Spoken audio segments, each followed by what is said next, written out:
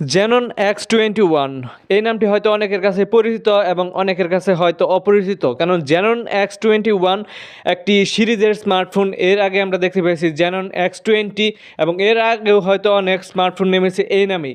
তো ওয়ালটন নিয়ে আসলো Xenon X21 ফোনটি মাত্র 22,856 টাকায় বা 23,000 টাকা বাজেট রেঞ্জে। যারা স্মার্টফোন খুঁজছেন তাদের জন্য আজকে ভিডিও নিয়ে চলে আসলাম। সো ফুল ভিডিওতে ইন ডিটেলসে আলোচনা করা হবে, স্টে টিউন। তো শুরুতে কথা বলা যাক বডি ফ্রেম নিয়ে। বডি ফ্রেমের কালারে অবশ্যই নতুনত্ব এসেছে, যা দেখতে খুবই সুন্দর লাগে ব্যাকগ্রাউন্ডে আর কি। তো ব্যাকগ্রাউন্ডে প্লাস্টিক ব্যবহার করা হয়েছে, কিন্তু প্লাস্টিক ব্যবহার করা হলেও এটি গ্লাসের মতো একটা ভাইব দেয়, মানে ব্যাকগ্রাউন্ডে দুটি প্যাটার্নের কালার দেওয়া হয়েছে, যা দেখতে খুবই সুন্দর লাগে। তো স্লিম স্মার্টফোন, দেখতে খুবই সুন্দর, হাতে ভালো গ্রিপ পাওয়া যায়। ব্যাক ক্যামেরা একটি গোলাকার বাম্পের মধ্যে বসানো হয়েছে। বর্তমানের সময়ে আমরা অনেক স্মার্টফোনে দেখেছি এরকম গোলাকার বাম্প দিয়ে ক্যামেরা মডিউল আসে, যা দেখতে খুবই সুন্দর লাগে। ব্যাক সাইডে 3টি ক্যামেরা ব্যবহার করা হয়েছে। এখানে প্রথম ক্যামেরাটি হচ্ছে 64 মেগাপিক্সেলের একটি ক্যামেরা। তো ব্যাকগ্রাউন্ডের এই ক্যামেরায় সেন্সর হিসেবে রয়েছে Sony IMX682, যা অত্যন্ত শক্তিশালী একটি প্রসেসর। আমরা অনেক স্মার্টফোনে দেখেছি এই সেন্সরটি ব্যবহার করা হয়েছে এবং যা অত্যন্ত সুন্দর ছবি দেয়। তো ব্যাকগ্রাউন্ডের এই ক্যামেরাটি দিয়ে 64 মেগাপিক্সেলের ক্যামেরাটা দিয়ে ভিডিও রেকর্ড করা যাবে সর্বোচ্চ 2K 60 FPS এ, যা যথেষ্ট স্টেবল এবং বড় সড়ো ওয়াইড আকারের ছবি দেবে, ভিডিও দেবে আশা করা যায়। এবার ডিসপ্লে নিয়ে একটু কথা বলা যাক। তো ফ্রন্টে ব্যবহার করা হয়েছে 6.8 ইঞ্চের একটি IPS LCD প্যানেল, যাতে ফুল এইচডি প্লাস রেজলিউশন দেওয়া হয়েছে। আর এই ফোনের ডিসপ্লেতে রয়েছে 800 নিট পর্যন্ত পিক ব্রাইটনেস, যা দেখতে ডিরেক্ট সানলাইটে আপনার একটু স্ট্রাগল হতে পারে, বাট এটা ইউজেবল, ডিরেক্ট সানলাইটেও আপনি আপনার ডিসপ্লেটি ব্যবহার করতে পারবেন। আর ফোনটির ডিসপ্লেতে রয়েছে পাঁচুল কাটআপটি যথেষ্টই ছোটোখাটো, অনেকের কাছে অবশ্যই এটা বড় মনে হতে পারে, আবার ইউজেবল আর কি, এতটা বড় সড়ো না, প্লাস ডিসপ্লেটি বড় হওয়ায় পাঁচুলটা এত চোখে বাঁধে না। তারপরেও এটা আমার কাছে ছোটোই মনে হয়েছে। আর চিন ভেজলগুলো একটু মোটাই, আর একটু নেরো করা যেত, আরেকটু নেরো করলে ডিসপ্লের ভিউটা আরও ভালো পাওয়া যেত।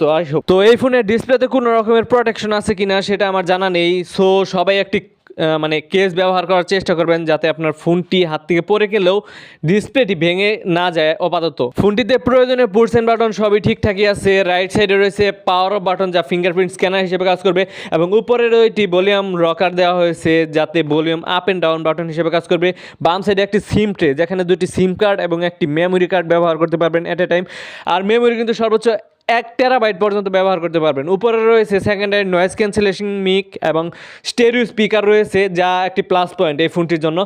আর যারা সাধারণত কন্টেন্ট ভিউয়ার আছেন তারা একটি ভালো সাউন্ড পাবেন আশা করা যায়। নিচের দিকে রয়েছে একটি প্রাইমারি মাইক্রোফোনের পোর্ট, একটি ইউএসবি টাইপ সি পোর্ট। আর এই ফোনটিতে কিন্তু 5000 mAh এর ব্যাটারি ব্যবহার করা হয়েছে।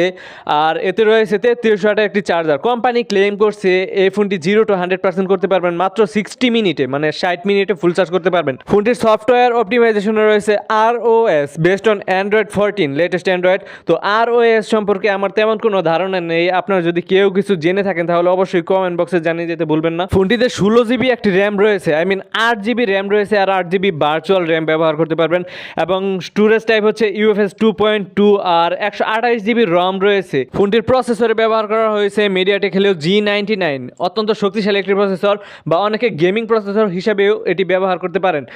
যারা সাধারণত সময় কাটানোর জন্য বা মাঝে মাঝে ফ্রি ফায়ার খেলেন বা ফ্রি ফায়ারে একটি ভালো পারফরমেন্স নিতে চান, তারাও এই ফোনটি দিয়ে ফ্রি ফায়ারে ভালো পারফরমেন্স নিতে পারবেন। যারা একটু প্রো পারফরমেন্স চান গেমিংয়ে, তাদেরকে আমি এই ফোনটি কখনোই রিকমেন্ড করবো না, কেননা এই ফোনটি দিয়ে পাবজিতে বা ফ্রি ফায়ারেও অনেক সময় নিয়ে ভালো পারফরমেন্স নিতে পারবেন না আই হোপ। কেননা আমরা বর্তমান সময়ে G100 দেখে গেছি, MediaTek Helio G100 নেমে গেছে, আর G99 একটু পুরাতন হয়ে গেছে। তো এই যুগের সাথে তাল মিলিয়ে এটি তেমনভাবে পেরে উঠবে না আই হোপ। যদিও 22-23 হাজার টাকা বাজেট রেঞ্জে এই প্রসেসরটি একটি কমন প্রসেসর, আমরা অধিকাংশ ফোনেই ব্যবহৃত হতে দেখছি এই প্রসেসর। কন্টেন্ট ভিউয়ারদের জন্য একটি সুখবর রয়েছে, এই ফোনটি দিয়ে আপনি OTT প্ল্যাটফর্মে ফুল এইচডি প্লাস রেজলিউশনের ভিডিও দেখতে পারবেন। সো আজকের ভিডিও এই পর্যন্ত। এই ভিডিও কেমন লাগলো অবশ্যই কমেন্ট বক্সে জানিয়ে দিতে ভুলবেন না। ভালো লাগলে লাইক, শেয়ার এবং সাবস্ক্রাইব করবেন।